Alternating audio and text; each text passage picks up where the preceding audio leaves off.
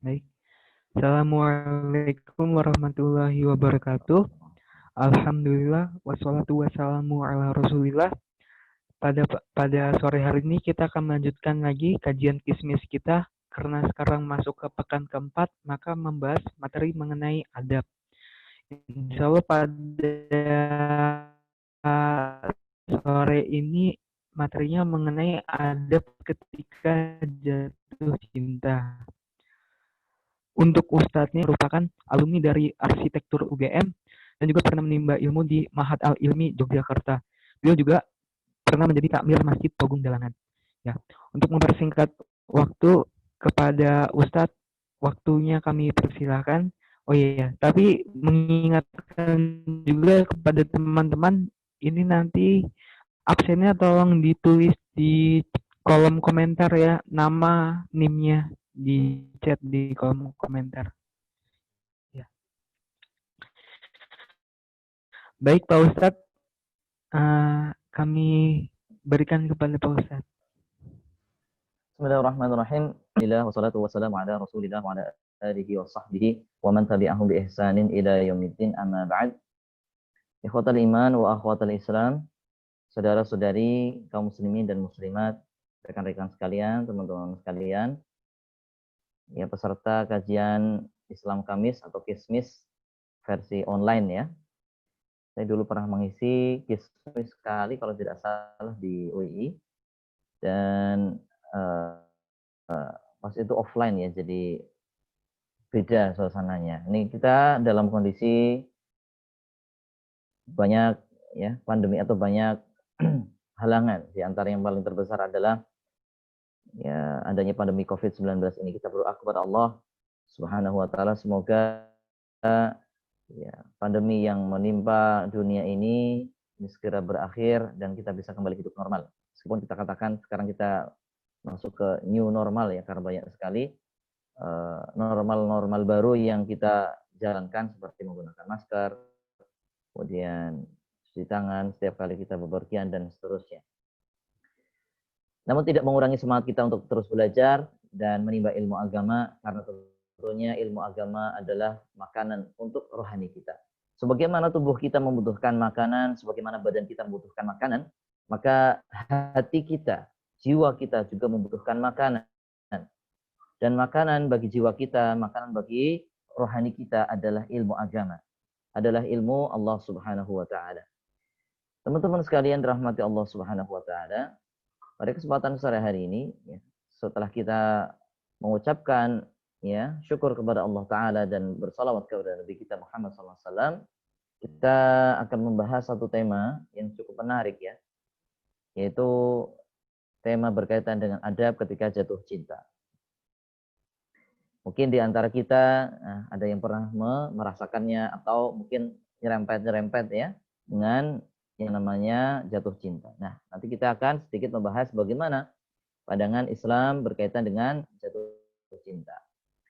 Teman-teman sekalian, rahmati Allah Subhanahu wa taala. Ini slide-nya mau ditampilkan atau bagaimana, Mas? Oh, ya sudah. Ya, baik. Ya.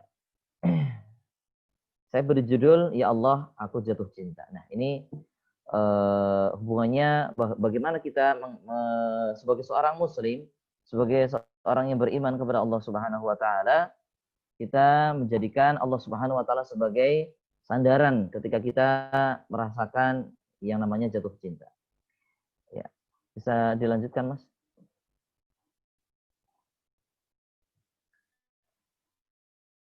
Iya, fitrah cinta. Cinta adalah fitrah. Fitrah artinya adalah sesuatu yang dari sananya Allah Subhanahu wa taala menciptakan kita. Manusia diciptakan oleh Allah Subhanahu wa taala ya, sesuai fitrahnya adalah ya, mereka memiliki rasa cinta. Dan jatuh cinta adalah kewajaran, suatu simpati yang dirasakan setiap insan. Contohnya hati bisa muncul karena interaksi yang sering lantas menemui kenyamanan. Seperti benih-benih rasa yang juga bisa tumbuh karena terbiasa. Ini bukan karya untuk mata najwa ya kata-katanya ya, hanya ngopas dari beberapa website ya. Dan fitrah manusia itu memiliki rasa cinta. Jadi kalau ada orang kok bengis tidak memiliki rasa cinta, sedangkan dia melawan fitrahnya, melawan ya kalau kita katakan melawan nalurinya. Allah Subhanahu wa taala memberikan kepada kita rasa cinta sebagaimana Allah Subhanahu wa taala memberikan juga kepada makhluk-makhluk yang lain, kepada hewan, kepada binatang ya. Allah Subhanahu wa taala juga memberikan ya rasa cinta. Karena cinta adalah fitrah. Cinta adalah ya pemberian Allah Subhanahu wa taala kepada manusia. Jadi jatuh cinta adalah sesuatu yang wajar, sesuatu yang bukan sesuatu yang ya harus disalahkan jika kita mengalaminya. Jadi kalau seorang kok mengalami jatuh cinta, maka itu dia wajar, dia manusia. Justru ini adalah sesuatu yang menunjukkan dia adalah manusia, masih waras, kita katakan demikian ya. Dia masih waras, masih oke, dia masih normal, kita katakan masih normal. Yang tidak normal adalah ketika dia tidak memiliki rasa cinta sama sekali. Hilang rasa cinta dari dalam hatinya. Baik, ikhwatal iman wa ikhwatal Islam. Teman-teman sekalian rahmati Allah Subhanahu wa taala, kita lanjutkan di slide berikutnya. Nah, cinta antara sesama muslim hakikatnya itu dapat mempererat simbol ukhuwah atau persaudaraan. Juga kelembutan hati untuk berbagi mahabbah atau kasih sayang yang dipancarkan dalam bentuk ketulusan, kesetiaan dan rela berkorban. Namun, ya, yang perlu kita sadari, yang perlu kita aware, yang perlu kita notice terhadap hal ini adalah perkara hati sering menjadi mainan bagi setan. Ya, perkara hati kita ini ya sering menjadi mainan bagi syaitan untuk menimbulkan syahwat. Judulnya adalah ukhuwah. Judulnya adalah cinta sesama muslim. Namun di balik itu semua ya ada permainan syaitan. Disinilah cinta dapat berubah menjadi malapetaka. Yaitu apa? Ketika mengarah kepada hal-hal syubhat. Dan dalam konteks inilah laki-laki dan wanita, atau laki-laki dan perempuan yang bukan mahram sering dilalaikan. Ya, judulnya apa? Oh, ya. Al-ukhuwah fillah atau al-mahabbah fillah. Cinta karena Allah. Oh, saya cinta Anda karena Allah. Judulnya demikian, namun kenyataannya ya hati kita ini yang menentukan. Apakah hati kita mengiyakan apa yang kita ucapkan atau ternyata hati kita ini mendustakan apa yang kita ucapkan. Oleh karena itu, ya, hati menjadi begitu sangat sensitif berkaitan dengan masalah cinta. Berikutnya selanjutnya, Mas. Ya. Adapun Islam, ya, secara cermat telah membatasi pergaulan antara laki-laki dan perempuan. Islam memberikan koridor, Islam memberikan batasan yang jelas, ya, hubungan antara laki-laki, interaksi antara laki dan perempuan. Ya. Kan asasnya adalah ya nasab seseorang. Caranya adalah dengan mengatur. Bukan Islam mengekang, tidak. Islam tidak pernah mengekang hubungan antara laki-laki dan perempuan. Bedakan antara mengekang dan mengatur. Ya. Bedakan antara mengekang dan mengatur. Sebagian orang mengatakan, oh, Islam begitu ya, Islam begitu apa namanya ruwet ya, istilah laki-laki perempuan harus begini, tidak boleh salaman, bukan mahram, kemudian laki-laki dan perempuan tidak boleh duduk bersama-sama, tidak boleh boncengan ketika bukan mahramnya dan seterusnya. Ya. Ingat, itu aturan Islam, bukan Islam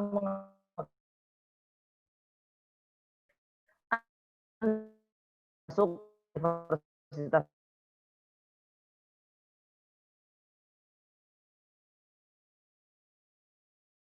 supaya bagus, supaya indah dilihat, supaya nyaman, supaya tidak mengganggu orang lain.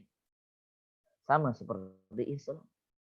Islam mengatur hubungan laki-laki dan perempuan karena adanya maslahat, karena adanya kebaikan untuk laki-laki dan perempuan itu sendiri. Untuk kebaikan umat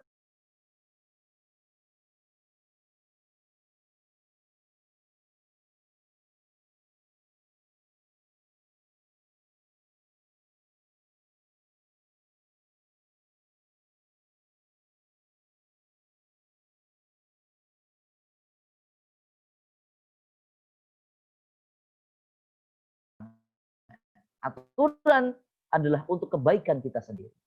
Coba kalau kita ya kaum muslim ya, memperdalam ajaran Islam.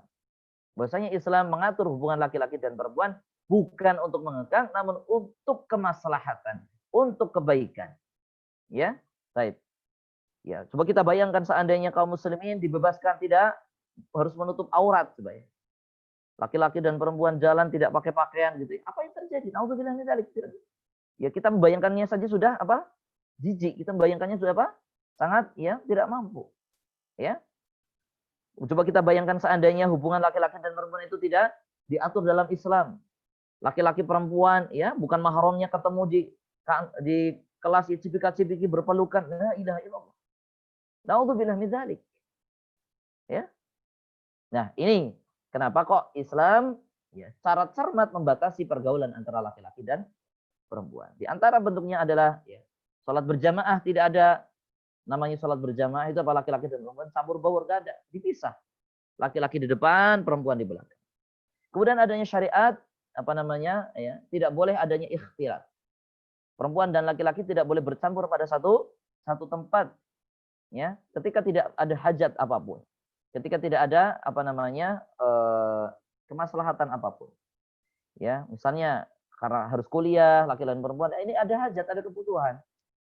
Ya, ini tidak ada kebutuhan adalah nongkrong-nongkrong, main-main ya, ke mall ya, nongki-nongki bareng teman-temannya misalnya, hangout. Laki-laki perempuan gandengan, laki-laki perempuan jalan bareng-bareng yang bukan mahramnya, bukan istrinya, bukan saudaranya, bukan ibunya, bukan bakyunya, bukan adik perempuannya. Nah, ini yang berbahaya. Ya. Ikhwatal iman azanallahu wa iyyakum wa akhwatal Islam rahimani wa rahimakumullah. Oleh karena itu, Islam memberikan aturan. Berikutnya, Mas. Ya. Nah, sekarang bagaimana mencintai karena Allah? Apa bentuk cinta karena Allah yang benar? Ya. Cinta karena Allah yang benar. Kenapa? Ini biasanya dijadikan kedok. Ya, dijadikan kedok untuk apa? Untuk ya mengungkapkan rasa cinta kepada sesama kaum muslimin, bahkan laki-laki dan perempuan ya. Maka jatuh cinta adalah ujian, ya benar. Jatuh cinta adalah ujian untuk tidak mendekatinya. Ujian untuk menahan jarimu, ya, jari kita nih, agar tidak mengetik pesan rindu. Atau sekadar tanya, apa kabar? Atau sekadar pesan mengingatkan untuk sholat atau mengaji dan sebagainya. Kenapa? Biasanya orang ketika jatuh cinta, mendapatkan pesan dari orang yang dia cintai, orang yang dia jatuh cinta dengannya itu gimana perasaannya? Luar biasa. Ya. Ini bukan teori, ini beneran ya. Ya, alhamdulillah saya udah nikah, jadi apa namanya halal hukumnya ya. Kalau teman-teman ini ya, harus diperhatikan, diperhatikan bagaimana jari-jari kita ini. Kan doknya apa? Membangunin sholat tahajud ya. Akhi, udah sholat tahajud belum? Sholat tahajud dulu ya. Ukhti, udah duhaan belum? Jangan lupa ya sholat duha ya. Akhi, besok hari Kamis. Jangan lupa ya sahur sholat Kamis. Dan seterusnya. Ini luar biasa ya. Luar biasa. Namun apa? Di dalam semua itu setan bermain-main. Ayo terus.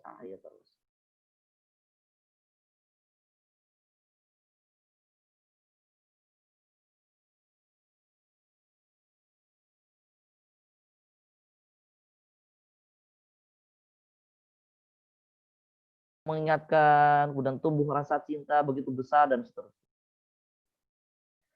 Baik, ya, ikhwatal iman wa ikhwatal Islam rahimani wa rahimakumullah. Demikian ini ya. Oleh karena itu, hati-hati ketika kita merasa jatuh cinta pada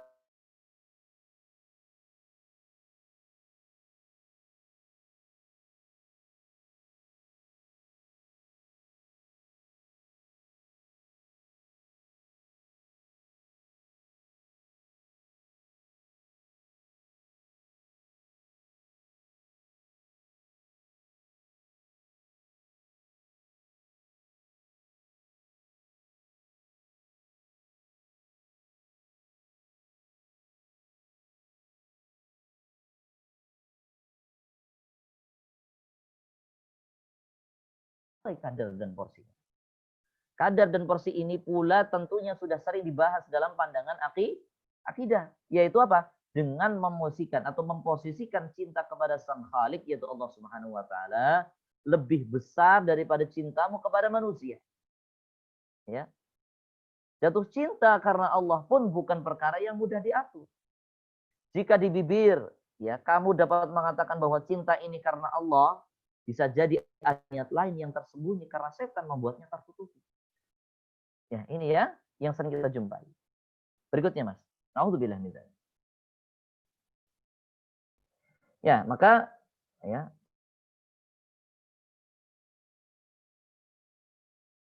sinonim yang matching dengan hawa nafsu. Sementara jatuh cinta yang karena Allah itu suci dan tidak akan membuatmu sekali-kali melanggar aturan Allah atau terseret syahwat-syahwat semu. Ya. Apa bukti Anda ya cinta kepada saudara Anda, saudari Anda karena Allah Subhanahu wa Ta'ala? Buktinya adalah tidak membiarkan diri Anda ya terseret bawa arus dengan syahwat-syahwat yang semu. Tapi kalau ternyata Anda ketika mengaku cinta kepada saudara Anda, saudari Anda karena Allah, kok malah membuat Anda menjadi membayang-bayangkannya, terbayang-bayang wajahnya, terbayang-bayang parasnya dan seterusnya, terbayang kegantengannya, terbayang kecantikannya. Nah, ini cinta karena apa? Ini hawa nafsu apa cinta karena Allah? Anda yang lebih tahu. Hati Anda yang lebih tahu. Oleh karena itu, siapa yang bisa menentukan ini cinta karena Allah yang suci atau cinta karena hawa nafsu? Anda sendiri. Kita sendiri yang bisa menentukannya. Oh iya. Wah nggak beres ini. Wah ini nggak beres ini seperti ini. Ya. Maka cinta suci tak sekedar kata-kata yang bisa dengan mudah diungkapkan atau diutarakan. Sebelum tiba waktunya, sebisa mungkin cinta dipendam. Ya. Sebelum saatnya Anda menikah, sebelum Anda saatnya membangun rumah tangga. Ya, sebaiknya sebisa mungkin cinta dipendam di dalam hati agar kamu dan Allah saja yang tahu. Saat waktu yang tepat Anda untuk mengungkapkan cinta, silahkan.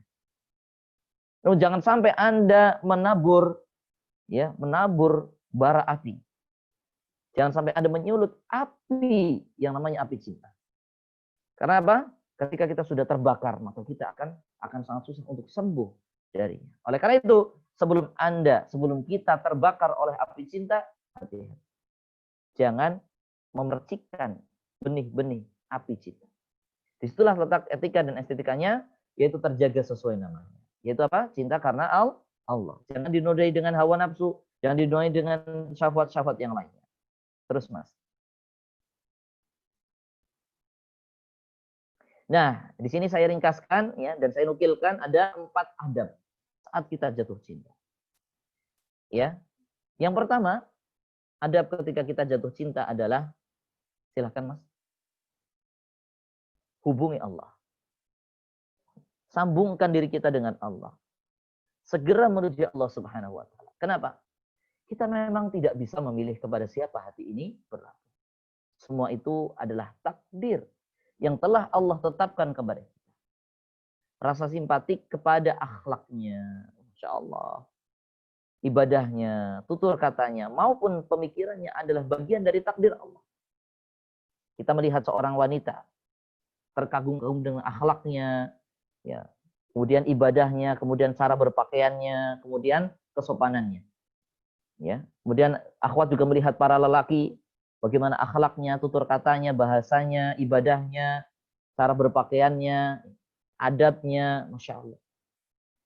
Ini bagian dari takdir Allah Subhanahu wa Ta'ala. Kalau kita mengagumi seseorang, tak ada yang salah dengan hal ini, tidak ada yang salah.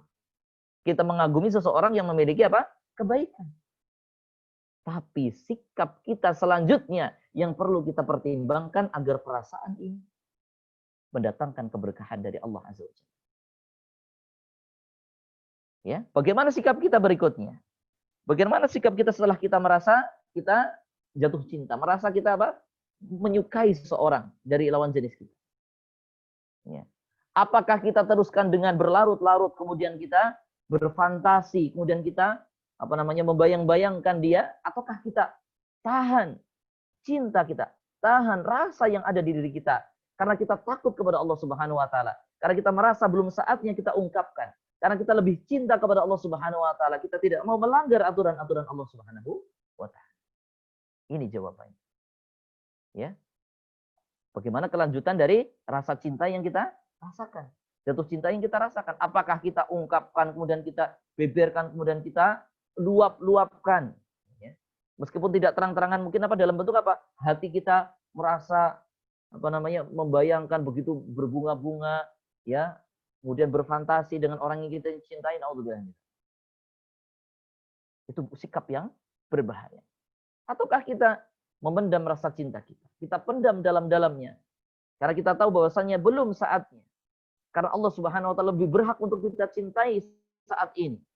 Karena kita lebih mencintai Allah Subhanahu wa taala sehingga kita takut untuk terjatuh pada perbuatan-perbuatan yang dimurkai oleh Allah Subhanahu wa taala. Inilah sikap yang tepat.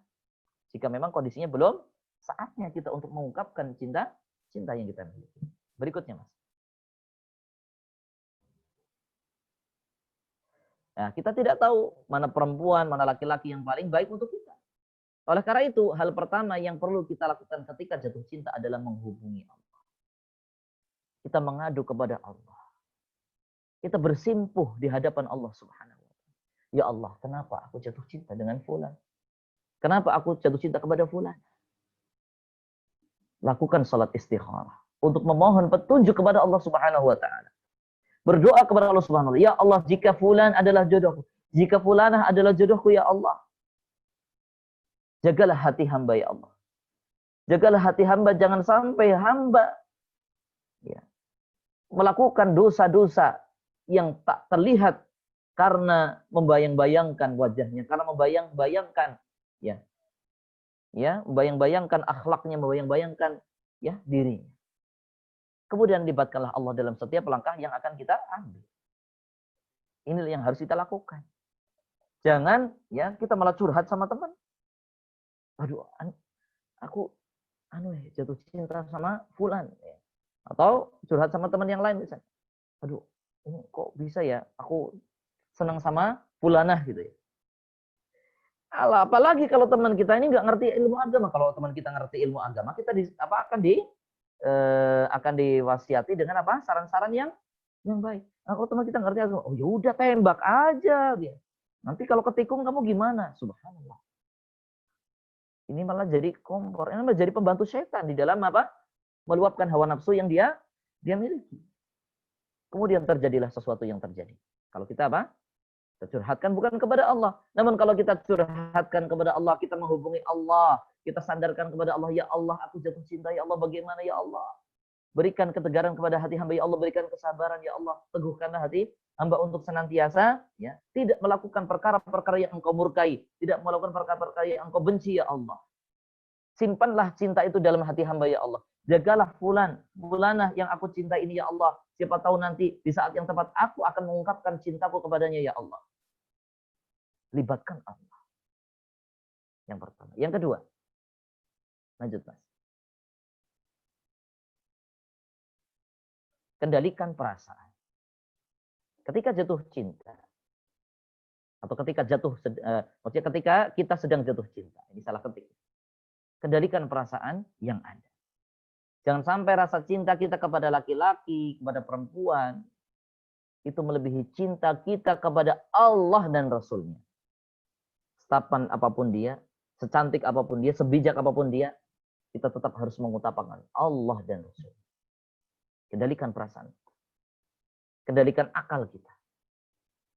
Secantik apapun, setampan apapun, jangan sampai kita buta matanya, kemudian kita melakukan kemaksiatan yang dimurkai oleh Allah, dimurkai oleh Rasulullah SAW.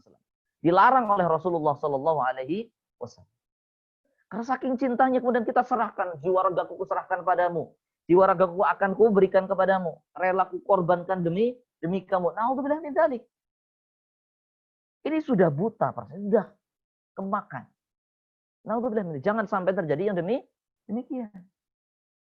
Kenapa? Ketika kita jatuh cinta kemudian kita tidak bisa mengendalikan perasaan, maka yang terjadi adalah hawa nafsu menguasai diri kita. Ya. Akal sehat dicampakkan. Ya. Ajaran agama dicampakkan karena sudah buta. Tertutup. ya, tertutup mata hatinya karena saking besarnya cintanya kepada orang yang atau lawan jenisnya. Baik. Kemudian yang berikutnya, silakan. Jika kita mampu mengendalikan perasaan, kita akan mampu berpikir secara objek.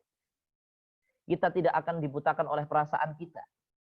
Kita pun tidak akan keliru dalam mengambil keputusan. Kita dapat menggali lebih dalam karakter, latar belakang, visi ke depan yang dia miliki. Dia sebenarnya kayak gimana sih orangnya? Kepo, nggak masalah. Ya. Jangan sampai kita terlalu cepat mengambil keputusan.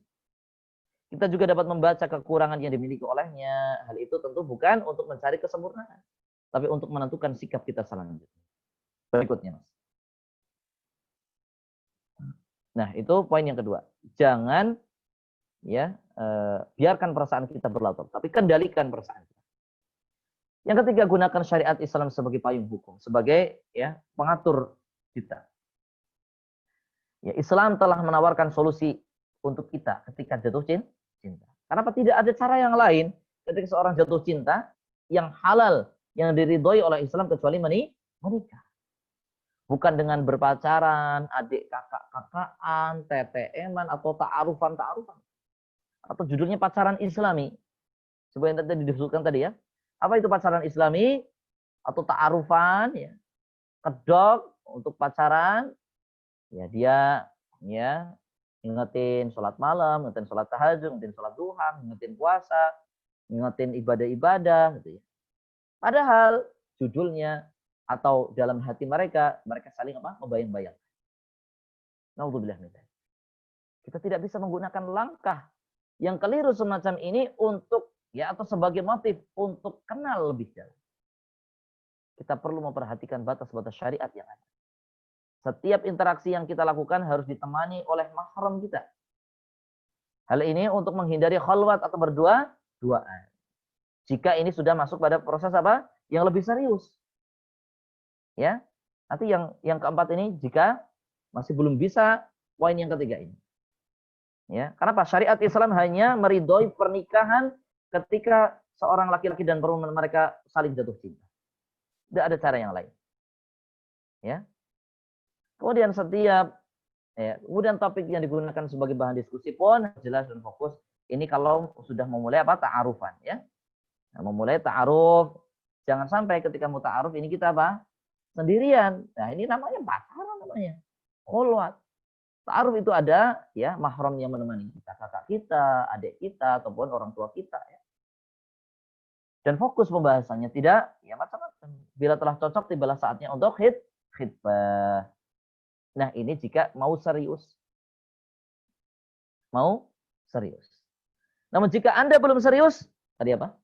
Mohonlah kepada Allah untuk menyimpan rasa cinta kepada lawan jenis Anda untuk Allah untuk Allah berikan di saat yang tepat. Jangan diluap-luapkan dalam bentuk apa? Dalam bentuk kemaksiatan.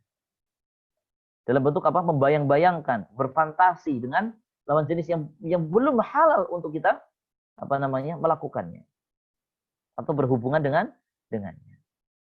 Kemudian yang keempat, silakan lanjutkan.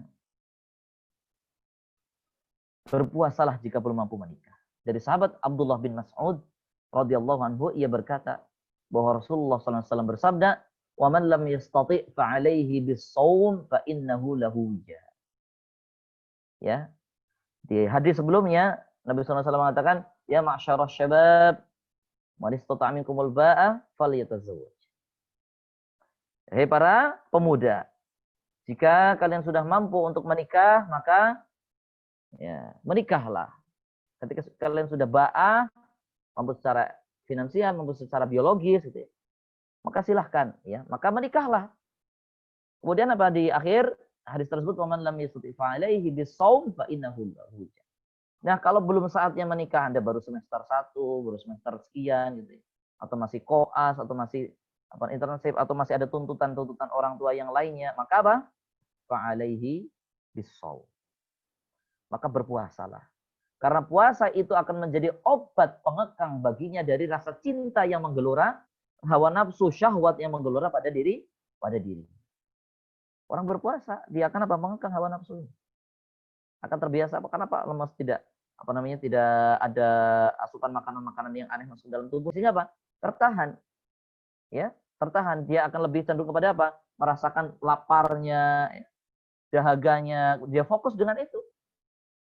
Sehingga apa? Dia tidak akan kepikiran mikirin yang perempuan atau mikirin laki-laki dan seterusnya. Ya, baik. Ini adab yang keempat. Ketika kita belum mampu menikah, perbanyaklah puasa. Yang ikhwan, ya, Senin Kamis atau bisa Daud, biasa puasa Daud gitu, untuk menahan, menahan gejolak cinta, gejolak syahwat. Yang perempuan juga demikian. Ya, berpuasalah, ya, sebagai bentuk apa? Ya, tameng, obat pengekang bagi diri kita. Baik, berikutnya, Mas. Nah, catatan untuk para lelaki. Wahai teman-teman laki-laki. Wahai ikhwan sekalian. Saudaraku, ketika teman-teman seusiamu lebih sibuk dengan handphone dan berchat ria dengan pacar, di sudut hatimu ada rasa inginkan juga hal yang sama. Ya, mungkin terbersit. Dia bisa chattingan sama pacarnya, dia bisa pergi kemana-mana sama pacarnya. Pasti ada rasa pengen. Tapi ketahuilah wahai saudaraku, teman-teman sekalian, para laki-laki, saat hati terasa kosong, kamu bukan butuh cinta. Bukan butuh wanita. Atau butuh perhatian manusia. Kamu hanya butuh lebih dekat dengan Sang Pencipta. Ya. Kamu hanya butuh dengan Allah Subhanahu wa Ta'ala. Ketika kamu dekat dengan Allah Subhanahu wa Ta'ala, ketika kamu merasa asyik berduaan dengan Allah Subhanahu wa Ta'ala, maka kamu tidak butuh yang namanya cinta wanita atau perhatian manusia ketika kamu sedang dilanda berbagai macam gejolak syahwat dan hawa nafsu. Oleh karena itu, wahai para lelaki, wahai teman-teman yang laki-laki, ketika Anda bergejolak syahwat, langsunglah Anda pergi sholat, mengadu kepada Allah, minta tolong kepada Allah SWT. Salurkan energi positif Anda untuk hal-hal yang bermanfaat. Jangan malah tiduran sambil chattingan atau bahkan mancing-mancing syahwat. Ini berbahaya sekali. Ya. Baik, kemudian yang berikutnya, catatan untuk para perempuan.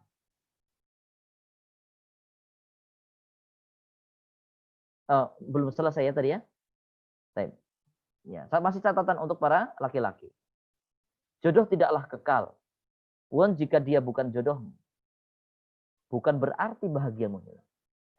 Sekali lagi, kalau dia bukan jodohmu, bukan berarti bahagiamu hilang. Kita bisa membuat kebahagiaan untuk diri kita sendiri. Selagi kita menyayangi diri kita sendiri. Ya. Bisa jadi yang kita harapkan menjadi jodoh kita tersebut tidaklah akan mendatangkan kebaikan. Sebagaimana Allah Ta'ala berfirman, asa an tuhibbu syai'an fa huwa syarrul lakum. Asa an takrahu syai'an fa huwa asa an takrahu syai'an fa huwa khairun lakum wa asa an tuhibbu syai'an fa huwa syarrul lakum wallahu ya'lamu wa antum la ta'lamun. Bisa jadi kamu menginginkan kebaikan, membenci sesuatu padahal itu baik bagi dirimu. Dan bisa jadi kamu mencintai sesuatu padahal itu jelek bagimu. Dan Allah lebih tahu dan kamu enggak tahu. Bisa jadi wanita yang kita harapkan jadi istri kita, yang kemudian mungkin bersama dengan orang lain. Itu Allah Subhanahu wa Ta'ala lebih tahu keburukan-keburukan yang ada pada dirinya, yang kita tidak tahu. Kemudian Allah gantikan dengan yang lebih baik yang akan mendatangkan kepada kita, yang lebih mendekatkan kita kepada surga Allah, yang lebih mendekatkan kita kepada ketaatan kepada Allah Subhanahu wa Ta'ala. Kita tidak tahu. Oleh karena itu, janganlah kita merasa ketika kita kehilangan orang yang kita cintai kemudian bersama orang lain, kenapa? Tamat kiamat kita. Ya. Karena menggantungkan harapan pada manusia tidak akan menghasilkan apa-apa kecuali kecewa. Maka gantungkanlah harapanmu kepada Allah. Oleh karena itu, di dalam syariat kita diajarkan untuk berdoa. Ketika kita mendapatkan musibah, ya musibah, ya ketikung ya misalnya, kalau memang makan ya menikah dengan seorang ya laki-laki atau menikah dengan seorang perempuan, maka berdoalah, Allahumma ajurni fi musibati wa akhlif li khairan minha. Ya Allah, berilah aku pahala dengan musibah yang menimpa kepadaku dan gantilah ya dengan yang jauh lebih baik. Baik. Bisa jadi apa yang kita sukai, yang kita cintai ini apa? Jelek bagi kita. Karena kita tidak tahu. Kemudian Allah singkirkan dari kita. Jangan kita suudzon kepada Allah. Husnudzon kepada Allah, Allah akan mengganti dengan yang lebih baik. Dan bisa jadi yang kita benci, yang kita tidak suka, itu adalah menjadi jalan kebaikan, jalan surga, jalan ketaatan kita kepada Allah Subhanahu wa taala, dan kita tidak tahu karena Allah yang lebih tahu dengan kita.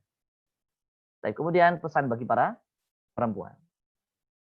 Catatan untuk para wanita, para perempuan. Saudariku, ada yang berbeda dari cara dia memperlakukan. Jika Anda ya sudah ya melakukan atau memiliki rasa kepada lawan jenis. Ya, ada laki-laki yang mulai memperlakukan Anda dengan cara yang berbeda. Juga cara dia membalas pesanmu dan cara dia berbagi cerita tentang hari-harinya kepada. Kelebihannya adalah dia mampu membuatmu merasa seperti kamu spesial di mata. Efeknya siapa saja yang jatuh cinta akan lemah dan mudah terbawa rasa lalu terjebak dalam dilema. Inilah para perempuan. Kalau dia sudah dikasih ruang hati, sudah merasa dispesialkan oleh seorang laki-laki, wah, buta dia tuh. Udah kelepek-kelepek kalau bahasa kita ya. Udah nggak bisa ngapa-ngapain. Ya, maka hati-hati. Berikutnya, Mas. Saudariku, untuk menjadi gadis yang langka, untuk menjadi gadis yang langka, kamu memang perlu banyak bersabar. Jadi wanita yang terhormat, jadi wanita yang menjaga kehormatannya, kita harus bersabar. Membatasi pergaulan dengan lawan jenis bisa jadi membuatmu tidak terlalu populer di kalangan lelaki. Misal, akses di Facebook, Instagram, medsos-medsos yang lain, bahkan di sekolah. Bukanlah masalah. Karena bidadari, tetaplah bidadari meskipun ia tersembunyi. Garis bawah ya. Karena bidadari, tetaplah bidadari meskipun dia tersembunyi. Di sebuah istana yang begitu megah. Bukanlah ya barang yang mahal ketika dia dipamerkan di pinggir-pinggir jalan, dipegang-pegang oleh setiap orang. Ya, Anda beli gorengan, Anda beli makanan yang sudah dipegang-pegang orang lain, apa perasaan Anda? Ih, jijik. Apalagi masa corona kayak gini. Namun apa yang Anda harapkan? Anda pasti akan mengharapkan beli barang yang masih rapi, tersegel, kemudian apa belum disentuh sama siapapun. Ini ya, sesuatu yang lebih baik. Sesuatu yang diharapkan. Oleh karena itu wahai para akhwat, wahai para ya, para perempuan ya. Teman-teman perempuan. Karena bidadari tetaplah bidadari meskipun ia tersembunyi. Bidadari tidak pernah pamer-pamer. Bidadari tidak pernah menampak-nampakkan di hadapan sembarang orang. Bidadari dia menjaga kecantikan dan menjaga kehormatannya hanya untuk ya para suami-suami, para laki-laki yang tepat dan layak dan terhormat dan halal ya untuk dirinya. Baik. Kemudian terakhir, ikhwatal iman rahimani wa rahimakumullah, pesan dari Allah Subhanahu wa taala bagi kita. Wa amma man khafa maqama rabbih wa nahan nafsa 'anil hawa fa innal jannata hiyal ma'wa. Pesan bagi antum dan antuna. Pesan bagi teman-teman sekalian yang masih menjaga dan menahan rasa cinta di dalam dadanya, di dalam jiwanya. Dan adapun orang-orang yang takut kepada kebesaran Tuhannya, takut berbuat zina, takut melakukan hubungan yang mendatangkan maksiat kepada Allah, dan menahan dirinya dari keinginan hawa nafsunya, maka sungguh surgalah tempat ini. Ikhwatal iman rahimani wa rahimakumullah. Inilah janji Allah kepada kita yang menahan cinta yang belum saatnya kita ungkapkan. Menahan ya perasaan yang belum saatnya untuk kita utarakan. Tunggu saat yang tepat. Ya. Kalau kita belum mampu, tahanlah. Karena apa? Surga bagi kita yang mampu menahan diri kita dari hawa nafsu saat meluap-luap. Ya. Dan itulah janji Allah Subhanahu wa taala kepada kita. Demikian ya, kawan sekalian, ya, 4 adab ya, mungkin bisa kita jadikan sebagai pedoman ketika kita jatuh cinta. Enggak usah banyak-banyak, enggak usah panjang-panjang yang mungkin tidak ya terlalu teoritis, tidak. Yang penting kita semakin tahu bagaimana sikap kita ketika kita merasa jatuh cinta. Jangan sampai kita salah arah, jangan sampai kita salah jalan, kemudian kita terjatuh kepada perkara yang diharamkan oleh Allah Subhanahu wa taala, bukan yang mendatangkan keridhaan Allah, namun mendatangkan kemurkaan Allah Subhanahu wa taala. Nauzubillah min dzalik. Demikian yang dapat saya sampaikan. Kurang lebihnya mohon maaf. Jika ada pertanyaan dipersilakan. Mungkin sampai jam 5 ya, Mas. Saya ada ada yang harus saya kerjakan setelah jam 5. Jadi mungkin beberapa pertanyaan dipersilakan, semoga. Sallallahu ala nabiyina Muhammadin wa ala alihi wasallam. Akhiru da'wana alhamdulillahirabbil alamin. Ya. Baik teman-teman, selanjutnya kita masuk ke sesi tanya jawab. Jika mau bertanya langsung bisa mengacungkan tangan. Jika mau bertanya via pesan di kolom chat bisa pribadi maupun langsung ke everyone ya. Oke, kepada Mbak Dinda, silakan Mbak Dinda. Baik, Assalamualaikum warahmatullahi wabarakatuh. Sebelumnya terima kasih. Assalamualaikum warahmatullahi wabarakatuh. Terima kasih atas pemaparan materinya dan waktunya. Begini, Ustaz, saya mau bertanya. Saya masih bingung dengan kisah Laila Majnun. Saya masih belum bisa menemukan hikmah dari kisah cinta Laila Majnun. Padahal itu kan kisah yang sudah sangat terkenal dan populer, ya seperti itulah. Nah, saya bingung meneladani kisah cinta tersebut karena seperti yang Ustadz bilang tadi, kan kayak apa ya, jodoh itu kan urusan Allah gitu. Tapi kalau melihat Laila Majnun itu kayak ya udah Laila aja gitu yang di hati dia. Kayak gimana ya? Kayak seperti menentang takdir gitu loh. Jadi saya bingung sebenarnya apa yang bisa diteladani dari kisah Laila Majnun itu. Terima kasih. Baik. Bismillah, alhamdulillah, wassalatu wassalamu ala rasulillah. Wa ba'd.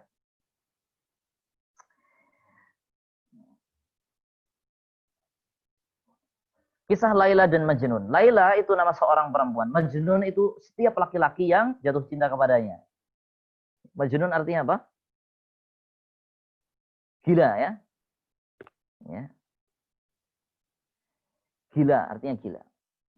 Tidak satu orang pun ya. Kenapa? Ungkapannya begini, setiap laki-laki mengaku cinta dengan Laila. Tergila-gila dengan Laila. Namun Laila tidak mengakui cinta masing-masing dari mereka. Ini bukan hadis, ini bukan ayat, ini hanya kisah saja ya.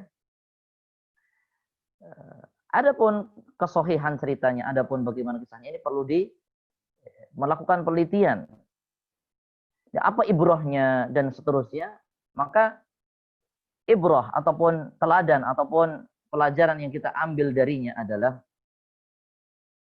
tidak mesti ya, dari kisah-kisah yang beredar di sekitar kita itu harus kita percaya dan harus kita jadikan sebagai teladan. Apalagi kisahnya majhul, kisahnya tidak berdasarkan riwayat.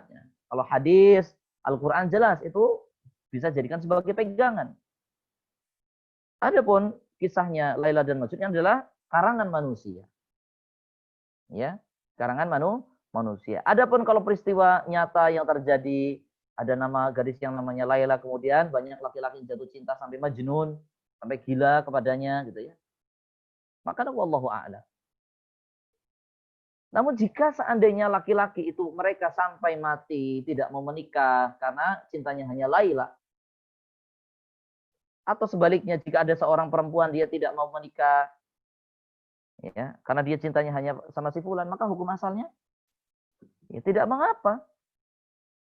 Ya, jika memang dia tidak sampai menyebabkan dia terjerumus kepada maksiat. Ini catatannya ya.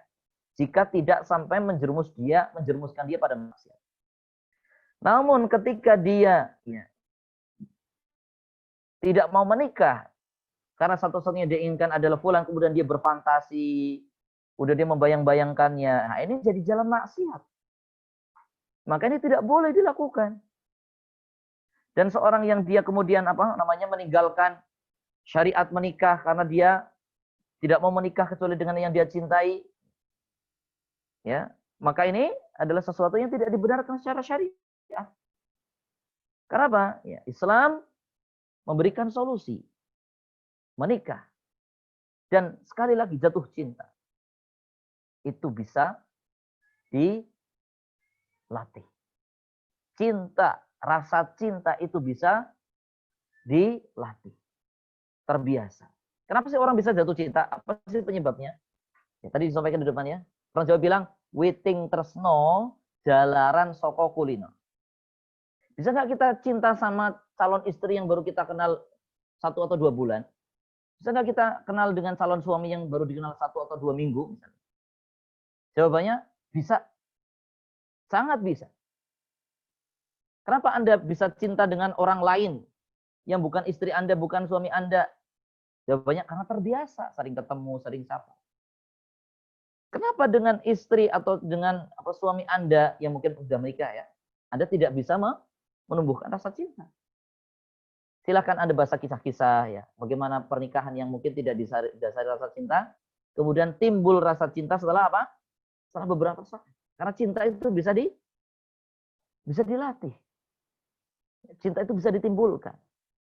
Adapun kisahnya Laila Majnun kemudian laki-laki tersebut pada mati, udah tidak mau menikah, ini sesuatu yang keliru, sesuatu yang tidak dibenarkan secara syariat. Ya, jika dia berfantasi. Adapun kalau cintanya ini menyebabkan dia semakin mendekatkan diri dengan Allah, kemudian dia dia hanya menginginkan bidadari di surga gitu ya. Dia semakin taat kepada Allah, semakin dekat dengan Allah gitu ya. Maka ya wallahu a'lam, meskipun banyak pendapat ulama yang mengatakan seorang laki-laki belum menikah dia tercela. Ya, ketika dia tidak menyibukkan dirinya kepada Allah Subhanahu wa taala, tidak menyibukkan dirinya dengan ibadah, ketaatan dan lain-lain. Adapun kalau dia sibuk berdakwah, sibuk berjuang seperti Imam Nawawi, seperti Syekhul Islam Ibnu Taimiyah dan lain-lainnya, maka ini ya, pujian kepada mereka karena mereka fokus di dalam ibadah dan dakwah. Nah, kita fokusnya apa? Ya. Jangan karena jatuh cinta pada seorang wanita kemudian kita tidak mau yang lainnya ya. Kemudian kita Kemudian kita ya tidak mau menikah dengan yang lainnya. Tidak mau dengan yang lainnya, maunya dengan yang ini, kalau enggak saya mati aja lah. Udah malah bunuh diri. Nauzubillah. Maka kisah ini ya, tidak mesti harus dijadikan sebagai teladan. Karena dia bukan hadis, bukan wahyu dari Allah Subhanahu wa taala, bukan pula ya kisah-kisah para ulama. Begitu ya, wallahu a'lam. Jadi ya tidak benar apa yang dilakukan oleh para laki-laki yang mereka sampai mati atau sampai tidak mau menikah karena hanya cinta kepada Laila. Wallahu a'lam. Baik Pak Ustadz, ini masih ada pertanyaan lainnya. Saya bacakan Pak Ustadz. Ya, monggo. Pak Ustadz, apa hukumnya kalau kita itu berdoa menyebut nama laki-laki buat menjadi jodoh? Atau doa yang spesifik kayak meminta misalnya laki-lakinya tuh ganteng kayak itu tuh apakah boleh atau tidak ya Pak Ustadz? Baik. Bismillah, alhamdulillah, salatu wassalamu ala rasulillah wa ba'd. Bolehkah kita meminta kepada Allah Subhanahu wa taala calon atau jodoh yang detil? Ya. Ada sebuah riwayat menyebutkan bahwasanya Nabi SAW pernah menjumpai ada seorang sahabat yang berdoa detil ya, permintaannya ini itu dan seterusnya. Nabi SAW menegurnya. Ya, menegurnya. Kenapa? Karena ini bentuk takalluf di dalam berdoa. Apa itu takalluf? Bentuk ya takalluf itu memberatkan diri, terlalu memberatkan diri di dalam berdoa. Ingat, Allah Subhanahu wa taala lebih tahu apa yang terbaik untuk kita. Sehingga ketika kita menginginkan sesuatu, mintalah kepada Allah yang terbaik. Ya Allah, mintakan berikan hamba jodoh yang terbaik, laki-laki yang terbaik. Kalau Anda ingin nama fulan itu dijadikan sebagai jodohnya, tidak masalah. Ya Allah, saya pengen berjodoh dengan fulan. Namun ya Allah, jangan jadikan hati hamba bergantung pada fulan. Kenapa? Kalau kita sudah menspesifikkan doa, kemudian ternyata tidak diijabah oleh Allah, kecewa nggak sama Allah nanti? Nggak boleh kita kecewa sama Allah. Ya Allah, kenapa tidak dijodohkan dengan fulan ya? Padahal hamba ngebet banget pengen sama fulan atau fulana. Oleh karena itu, jangan takalluf di dalam berdoa. Berdoalah sesuai dengan apa yang diperintahkan oleh Allah. Berdoalah ya, yang terbaik kepada Allah Subhanahu. Mintalah yang terbaik kepada Allah. Rabbana atina fid dunya hasanah wa fil akhirati hasanah. Ya. Mintalah kepada Allah apa? Yang terbaik. Jangan terlalu spesifik. Kenapa ketika terlalu spesifik kemudian kita tidak diberikan semisal yang kita minta, nanti kita kecewa dan kita menyalahkan Allah. Nah, ini tidak benar demikian. Oleh karena itu, ya, jangan spesifik dalam berdoa. Mintalah yang terbaik. Adapun Anda menginginkan fulan, tidak ada salahnya. Anda tidak berdosa. Namun jangan terlalu berharap. Ingat, ketika kita sudah menaruh harapan pada manusia, hati-hati kita akan dikecewakan. Sekali lagi, kalau kita sudah menaruh harapan pada manusia, hati-hati nanti kita akan dikecewakan. Namun berharaplah pada Allah. Berharaplah hanya kepada Allah. Allah yang lebih tahu siapa yang terbaik menjadi jodoh kita. Siapa yang terbaik menjadi suami kita, menjadi istri kita. Baik, wallahu a'lam. Baik, Pak Ustadz, ada pertanyaan lagi? Oke. Ustadz, bagaimana adab terhadap laki-laki yang sedang jatuh cinta dengan kita ahwat dan mulai chat-chat terus? Apakah baik jika hanya kita baca saja pesan laki-laki itu? Atau harus kita jelaskan baik-baik bahwa prinsip kita tidak ingin berhubungan dengan laki-laki dengan cara yang salah? Ya, baik. Bismillahirrahmanirrahim. Salatu wassalamu ala Rasulullah ba'd. Kita sudah mulai ya tadi di poin yang nasihat atau pesan untuk para wanita. Jika sudah ada mulai laki-laki yang menghubungi Anda, kemudian mengungkapkan perasaan kepada Anda, padahal dia hanya main-main. Kalau dia bilang mau ke tempat Anda mau nikah, mau jumpai wali Anda, tidak masalah. Ayo datang ke rumah.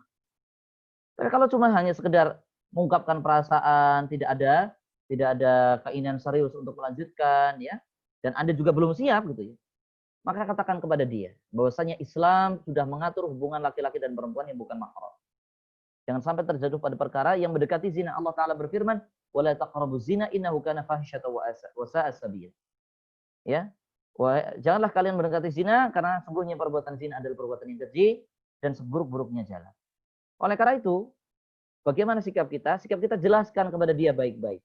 Mas, ya, jenengan bukan mahram saya. Jenengan belum jadi suami saya. Anda mencintai saya boleh, jatuh cinta kepada saya boleh, namun jangan sampai membuat kita melakukan perbuatan-perbuatan yang dimurkai oleh Allah. Yaitu apa?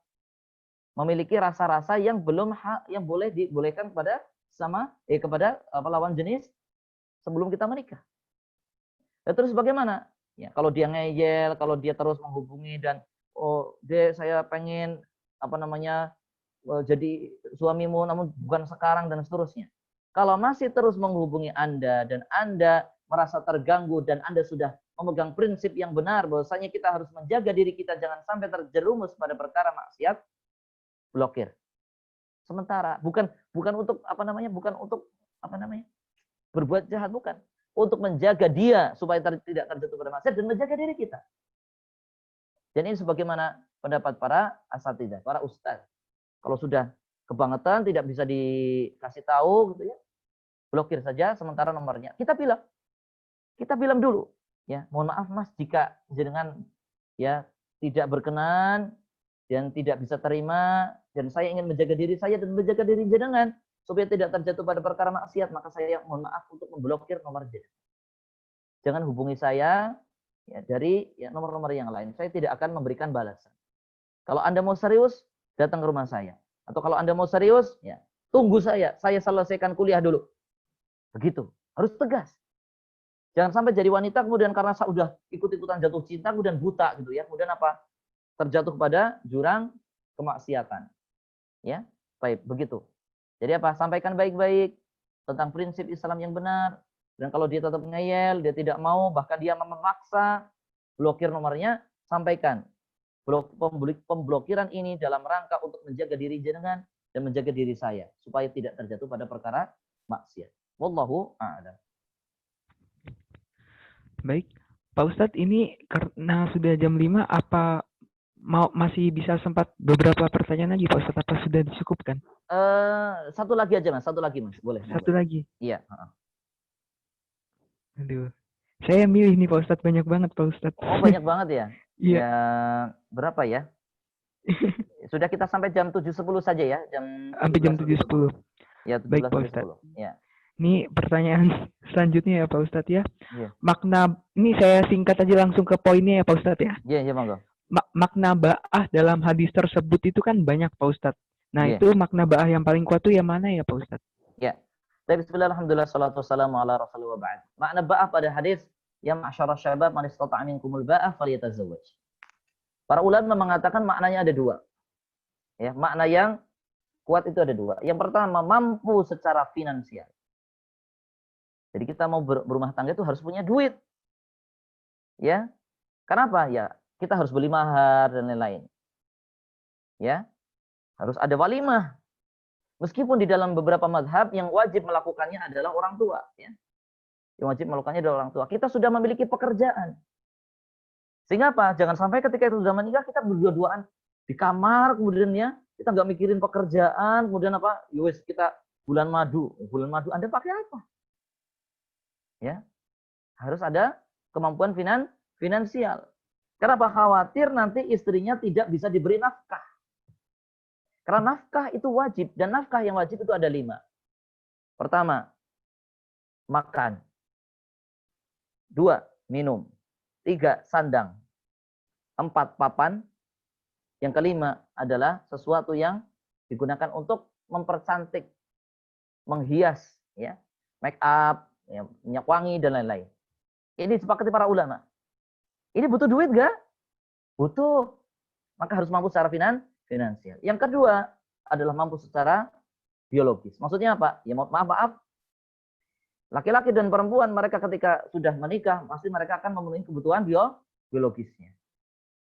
Nah, ini insya Allah sudah dewasa semua ya, tidak ada anak-anak di sini ya. Nah, insya Allah. Kalau ada anak-anak nanti tolong di-kick dulu ya. Ya. Ketika sudah kemampuan biologis, maka wajib ya baginya untuk memberikan nafkah. Nafkah ada 2, nafkah lahir dan nafkah batin. Oleh karena itu, ya ketika sudah ba'ah sudah memiliki kemampuan yang demikian, maka dia diperintahkan untuk menikah. Untuk perempuan dia ya jelas dia memiliki siklus haid yang teratur ya, ataupun ya dia haid ya. Kalau wanita tidak haid ini bahaya. Ini bermasalah. Kemudian untuk laki-laki dia juga sudah dewasa. Teman-teman sekalian sudah ngerti lah ciri-cirinya, tidak harus saya jelaskan satu persatu. Ya, kalau dijelaskan satu persatu nanti di fikih nikah. Ya, nanti fikih nikah berkaitan dengan masalah ini. Nanti panjang lebar ya. Jadi ba'ah itu maksudnya ada 2, yaitu kemampuan finansial dan kemampuan biologis. Dan ini kalau salah satunya tidak ada, maka hukumnya tidak disarankan untuk menikah. Belum disarankan untuk menikah. Dia mampu secara biologis ya. Namun dia tidak punya uang, dia tidak punya harta, jadi juga belum dianjurkan untuk menikah. Kenapa? Nanti istrinya nafkahnya bagaimana? Makanannya, minumannya, sandang, beli baju, kemudian untuk sewa rumah atau bikin rumah, kemudian untuk sesuatu yang mempercantik istrinya.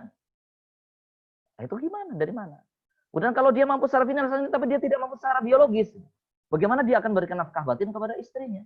Atau istri bagaimana memberikan nafkah batin kepada suaminya? Ya, baik. Wallahu a'lam. Demikian, Mas. Baik, Pak Ustadz, ada pertanyaan lagi. Tadi kan kita dianjurkan, Pak Ustadz, apabila belum mampu menikah itu untuk berpuasa. Iya. Nah, apakah jenis puasanya itu puasa mutlak sehingga bisa dilakukan kapan saja apabila merasa ada gejolak syahwat? Baik ya. Bismillah, alhamdulillah, salatu wassalamu ala rasulullah wa ba'd. Ya, sebaik-baik puasa sunnah adalah puasanya Nabi Dawud alaihissalam. Kalau Anda ya pengen melakukan puasa sunnah, ya yang mau dirutinkan puasanya Nabi Dawud alaihissalam. Sehari puasa, sehari tidak. Sehari puasa, sehari tidak. Namun apakah boleh ya melakukan puasa mutlak? Ya, wallahu a'lam. Ya, saya belum pernah mendengarkan keterangan dari para ulama berkaitan dengan masalah ini. Ya. Namun jika Anda merasa suatu hari jenengan kok gejolak syahwatnya luar biasa, kemudian Anda ya masih pagi belum makan misalnya, Anda berpuasa, tidak mengapa insya Allah. Sebagian ulama mengatakan boleh-boleh saja puasa 1 tahun full, ya, kecuali hari-hari yang dilarang berpuasa. Ya, jadi wallahu a'lam. Jadi seandainya itu lebih menekan kepada hawa nafsu atau syahwat, maka mudah-mudahan tidak mengapa. Menimbang adanya pendapat ulama bolehnya berpuasa sepanjang tahun, ya, sepanjang tahun, ya, selama bukan hari-hari yang terlarang untuk berpuasa. Jadi insya Allah tidak mengapa. Namun yang lebih baik adalah berpuasa di puasa-puasa yang disunahkan. Puasa Senin Kamis, atau puasa Daud. Ya, puasa Nabi Daud ada puasa puncaknya, puasa sunnah. Ya, wallahu a'lam. Baik. Baik Pak Ustadz, ada pertanyaan lagi Pak Ustadz. Bagaimana cara meningkatkan rasa cinta kepada Allah yang senantiasa naik turun? Jazakumullah khair, Pak Ustadz. Baik. Bismillah, alhamdulillah, salatu wassalamu ala rasulullah wa ba'd. Rasa cinta kepada Allah Subhanahu wa taala itu berbanding lurus dengan ilmu pengetahuan agama yang kita punya. Saya ulang sekali lagi ya. Rasa cinta kita kepada Allah Subhanahu wa taala berbanding lurus dengan pengetahuan kita dengan Allah. Sejauh mana kita mengenal Allah? Sedekat apa kita dengan Allah Subhanahu wa taala? Maka bagaimana cara menumbuhkannya? Dengan cara menyadari dan mengaji. Belajar akidah, belajar ya tauhid, di mana nama-nama Allah Subhanahu wa taala disebutkan, ya, dijelaskan. Kemudian belajar ilmu-ilmu agama yang lainnya. Ini akan semakin mendekatkan diri kita kepada Allah, semakin cinta kita kepada Allah. Sebaliknya, semakin orang tidak mengerti ilmu agama, semakin rendah cintanya kepada Allah. Semakin orang tidak minat dengan ilmu agama, tidak mau ngaji, semakin rendah cintanya kepada Allah. Semakin dia tidak cinta kepada Allah. Oleh karena itu bagaimana caranya? Mengaji. Terus tingkatkan ilmu pengetahuan agama kita. Terus ya kita tambah pengetahuan kita ya tentang Allah Subhanahu wa taala, belajar tauhid asma wa sifat, belajar akidah dan seterusnya. Wallahu a'lam. Baik Pak Ustadz, ini mungkin pertanyaan terakhir Pak Ustadz. Mohon maaf teman-teman ya yang belum sempat saya bacakan. Afwan kalau saya agak melenceng dari materinya ya Ustadz, terkait hadis yang menyebutkan bila orang solih melamar harus diterima atau akan terjadi kerusakan. Nah, apakah benar-benar harus diterima? Apakah alasan duniawi boleh menjadi alasan untuk menolaknya? Contohnya kuliah ataupun kerja. Dan jika kita menikah tanpa didasari cinta yang disebutkan tadi, adakah dalil pasti dan contohnya dari para sahabat? Bismillahirrahmanirrahim. Salatu wassalamu ala rasulullah ba'd. Berkaitan dengan hadis ya yang ditanyakan tersebut, ya wallahu a'lam, saya belum melihat penjelasan para ulama. Namun ya berkaitan dengan apakah seorang wanita mereka wajib menerima setiap lamaran laki-laki, jawabannya tidak. Ya. Perempuan memiliki hak untuk menolak ataupun menerima. Sekali lagi, perempuan, wanita di dalam Islam punya hak untuk menerima maupun menolak. Kalau kita sebagai misalnya posisinya sebagai perempuan, kemudian kita melihat ada kebaikan pada dirinya, ya, kemudian kita merasa cocok, terima saja nggak masalah. Namun kalau kita melihat dirinya, dia belum kerja, dia belum punya penghasilan, kemudian kita tolak, apakah salah? Jawabannya tidak, sama sekali tidak salah. Kenapa? Anda sebagai perempuan wajib diberi nafkah. Nah, kalau yang melamar Anda ini belum kerja, bagaimana nanti nafkah Anda? Loh, dia kan soleh, nanti bagaimana kalau saya menolaknya, kemudian gara-gara duniawi, kemudian apakah saya nanti terjadi? Jawabannya tidak. Ya, karena apa? Ba'ah yang jadi tolak ukur tadi. Kebaikan akhlak yang disebut dalam hadis tersebut itu ya, itu bukan tolak ukur satu-satunya. Ya. Jadi jangan melihat satu hadis kemudian hadis yang lain dicampakkan. Hadis yang lain bagaimana yang mengatakan bahwasanya laki-laki yang harus menikah memiliki kemampuan secara finansial. Begitu ya.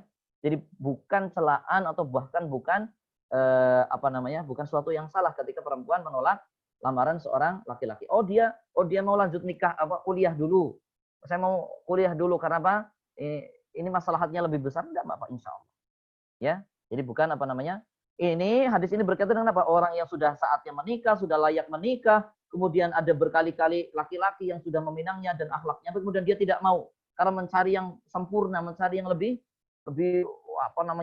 sesuai kriterianya yang macam-macam gitu ya. Nah, ini baru seperti itu. Kalau ada alasan-alasan yang syar'i, alasan-alasan dibenarkan oleh syariat, maka tidak mengapa. Wallahu a'lam.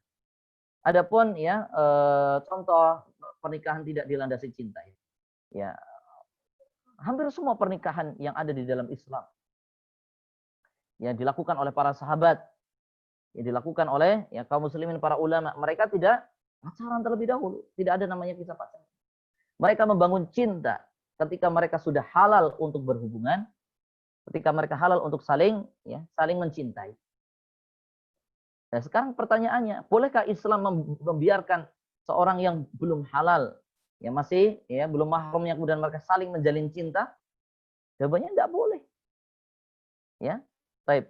Maka Islam memberikan yang namanya nazar, memberikan syariat nazar, yaitu melihat. Ketika Anda melihat calon pasangan Anda, nazar tidak harus sekali ya. Misalnya beberapa kali yang memang di situ bisa menumbuhkan rasa cinta Anda kepada wanita yang Anda ingin nikahi, ya, maka diperbolehkan. Ya, misalnya dengan melihat wajahnya, kemudian melihat bagaimana cara berpakaiannya, tangannya misalnya, kemudian menimbulkan Anda rasa cinta, diperbolehkan. Jadi cinta itu bukan dengan chattingan, bukan dengan saling curhat, bukan dengan pergi ke mall bareng-bareng, bukan. Itu maksiat namanya, bukan cinta. Cinta itu dengan apa? Dengan apa yang dimiliki olehnya. Ya mohon maaf, mungkin fisiknya atau akhlaknya gitu. Itu bisa dibangun dengan apa? Dengan apa? Nazar, ada syariat nazar, melihat terlebih dahulu sebelum menikah. Ya, diperbolehkan. Baik, wallahu a'lam. Demikian ya, Mas. Demikian dari saya, kurang lebihnya mohon maaf apabila ada yang belum dijawab, mohon maaf karena waktunya terbatas dan saya juga ada kegiatan setelah ini dan mungkin harus dicukupkan. Ya, mohon maaf mungkin di suatu saat ya, kapan-kapan nanti bisa kapan ya, wallahu a'lam ya, kalau saya masih hidup ya, teman-teman juga masih diberikan kesehatan, mungkin bisa dilanjut ya jilid kedua atau seterusnya. Ya entah ya, wallahu a'lam. Kita cukupkan dengan kafaratul majlis. Subhanaka Allahumma bihamdika asyhadu an la ilaha illa anta astaghfiruka wa atubu ilaik. Assalamualaikum warahmatullahi wabarakatuh. Waalaikumsalam warahmatullahi wabarakatuh. Terima kasih Pak Ustadz. Terima kasih Pak Ustadz. Yes. Jazakumullah khairan. Jazakumullah khair Pak Ustadz. Oke teman-teman, alhamdulillah sudah selesai. Farid, udah pada absen belum ya?